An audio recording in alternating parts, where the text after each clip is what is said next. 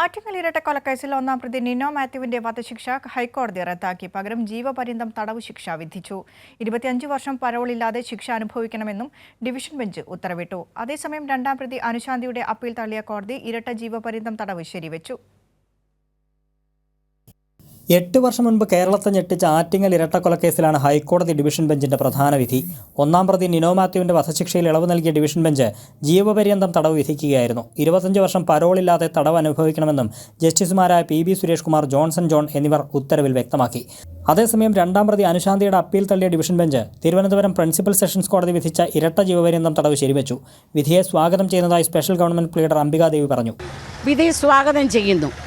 വധശിക്ഷ കൊടുത്തില്ല എന്നല്ലാതെ ആ തടവ് ശിക്ഷ 25 വർഷം റെമിഷൻ ഒന്നും ഇല്ലാതെ എന്ന് പറഞ്ഞാൽ 25 വർഷം അവിടെ കിടന്നേ പറ്റുള്ളൂ.